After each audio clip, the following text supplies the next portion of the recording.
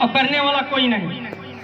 तो संगठन में आप सब लोगों ने बहुत मेहनत किया है और संगठन 26 मई 2020 को रजिस्टर्ड कराया गया और रजिस्ट्रेशन के बाद से 26 मई 2020 के बाद की स्थिति आप सब अच्छी तरह जानते हैं कि टोटल कोरोना काल रहा, कोई व्यक्ति घर से नहीं निकल पा रहा था, तो संगठन का प्रचार और प्रसार क्या करेगा।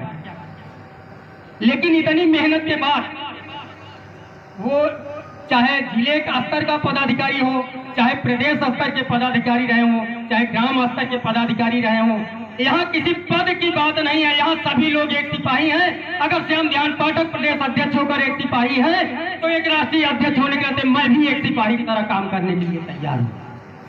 यहाँ ये जोश होनी चाहिए, एक जज्बा होना चाहिए। जुनून में एसी की जरूरत नहीं पड़ती।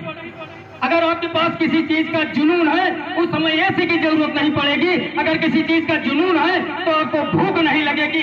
अगर ऐसा है तो प्रैक्टिकल में आप देखते होंगे, अगर आपके घर में लड़की की शादी या लड़के की शादी है, उस समय ना आपको भूख लगती है न धूप लगती है, केवल एक चीज दिखाई देता है कि हमारा ये कार्यक्रम कितना अच्छी तरह से हो जाए। सभी लोग केवल प्रैक्टिकल की बात करें, यहाँ हम लोग फोन करते हैं, बात करते हैं।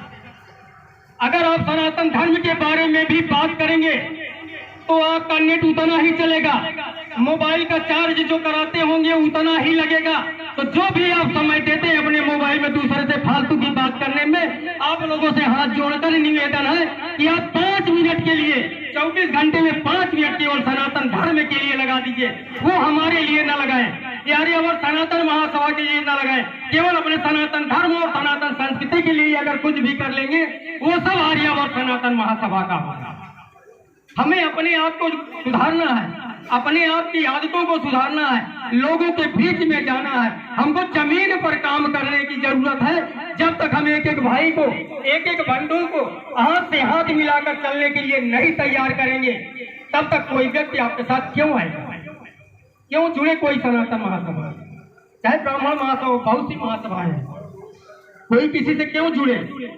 यहाँ जुड़ने की बात नहीं है, तो वही व्यक्ति जुड़ेगा जिसको भगवान भोलेनाथ यहाँ जोड़ना चाहेंगे, क्योंकि यहाँ धर्म की लड़ाई के लिए एक सेना तैयार की जा रही है और धर्म में वही व्यक्ति आएगा जिसको ऊपर वाला भेजेगा, बाकी और सब लोग एसी में सोएंगे।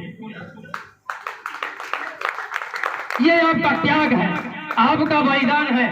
आज एसी भले ही नहीं, सुभाष चंद्र बोस के जमाने में कौन सी एसी रही होगी, सरदार भगत सिंह के पास कौन सी एसी रही होगी, कौन सा वो बिस्लेरी का पानी पीते रहे होंगे, वो भी कुएं का पानी शायद पीते रहे हो। आज क्या कहते हो, तो बहुत सारे मिनरल वाटर आ चुके हैं।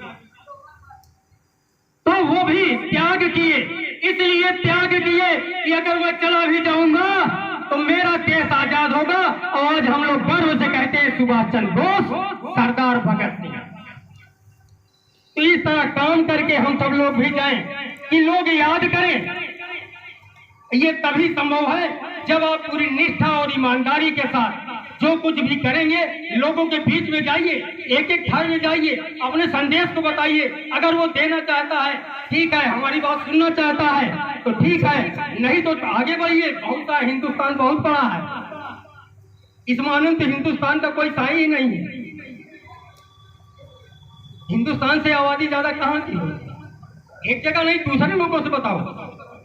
हमें किसी राजनीतिक पार्टियों से कोई लेना देना नहीं है, चाहे भाजपा का हो, चाहे सपा का हो, चाहे बसपा का हो। अगर वो सनातनी है तो उसे अपने इस सनातन धर्म को स्वीकार करना चाहिए और सनातन धर्म के प्रचार प्रसार के लिए उसे आगे आना चाहिए। और इस मामले में हमारे फाफामऊ के विधायक माननीय गुरु प्रसाद मौर्य जी, हम समझते हैं शायद जितने भी विधायक होंगे, इनसे सरल स्वभाव का विधायक आपको कहीं मिलने वाले नहीं। आप कहीं भी इन्हें बुला लीजिए, किसी मिट्टी में बुला लीजिए, किसी तेराही में बुला लीजिए, किसी कथा में बुला लीजिए, चाहे जिस भी स्थिति में रहेंगे वहां जरूर पहुंचेंगे। तो हम चाहेंगे कि आप सब लोग इस तरह के एक सनातनी समाज सेवी का एक जोरदार ताली के साथ स्वागत करें, ताकि विधायक जी को भी याद रहे कि हम बहुत सी कार्यक्रम में गए होंगे, लेकिन ये सनातनी महोत्सव में अपने जीवन में पहली बार है।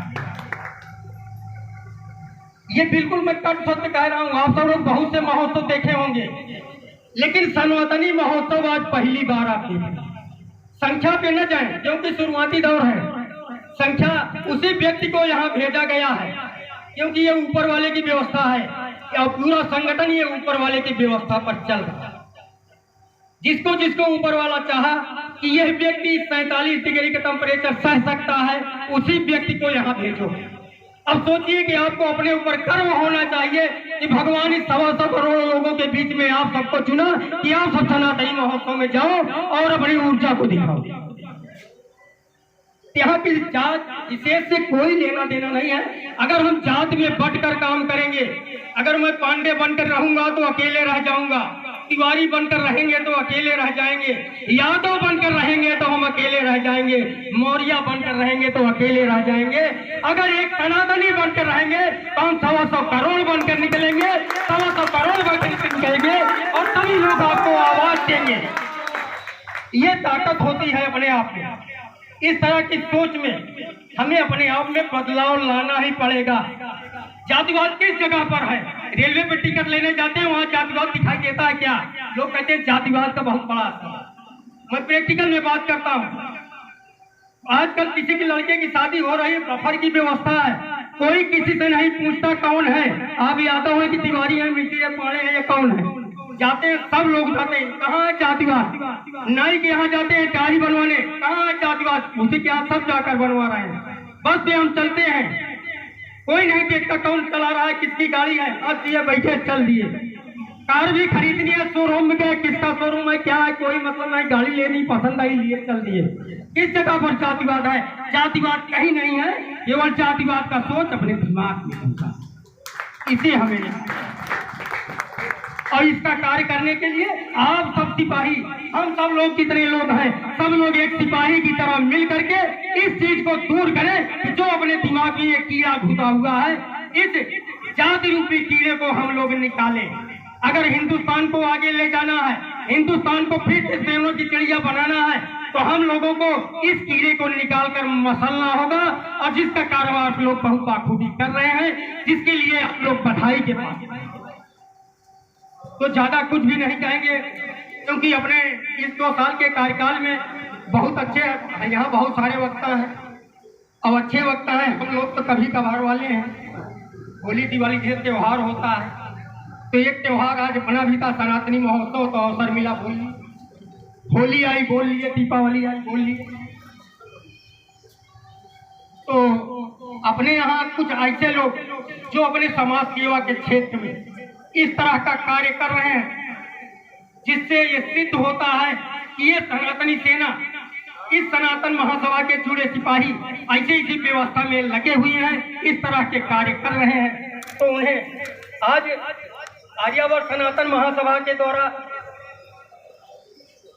और हालांकि वो कार्यक्रम तो जब अपना संगठन बना नहीं था तब से गंगा सफाई का कार्यक्रम चल रहा है।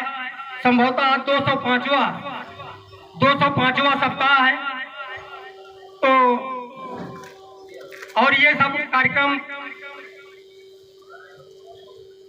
अनुज और बहुत हर समाज सेवा के क्षेत्र में हमेशा अग्रसर रहने वाले छोटे भाई अरुण शुक्ला के माध्यम से चलाया गया। फिर धीरे धीरे शुरुआत करने के बाद वहाँ एक टीम गठित की गई। तो वहां पर इस तरह के कार्यक्रम को करते हुए 205 सप्ताह से कंटिन्यू फाफामऊ घाट पे सफाई का कार्यक्रम शुरू हुआ। अपने रसूलाबाद घाट पर भी सफाई का कार्यक्रम हो रहा है। सलवरी के पास भी एक नया घाट बनाया गया है, वहां भी हो रहा है।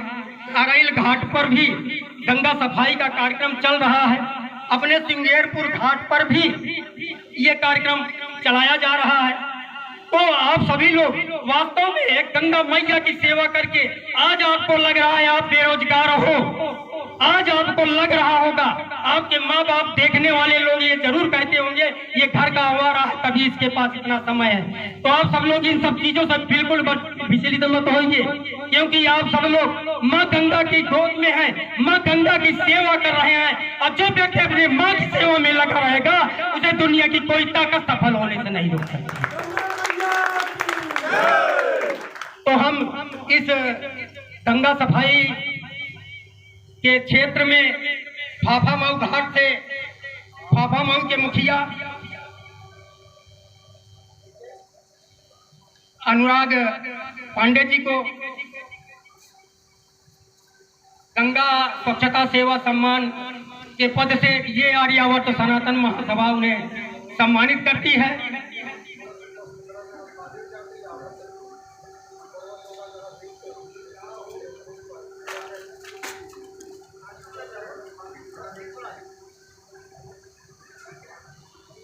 और हम विधायक जी और स्वामी जी दोनों लोगों से चाहेंगे कि गंगा सेवक, क्योंकि हम लोगों का सौभाग्य नहीं कि हम लोग इस तरह की सेवा कर पाए, अगर ये लोग कर रहे हैं तो हम चाहते हैं अपने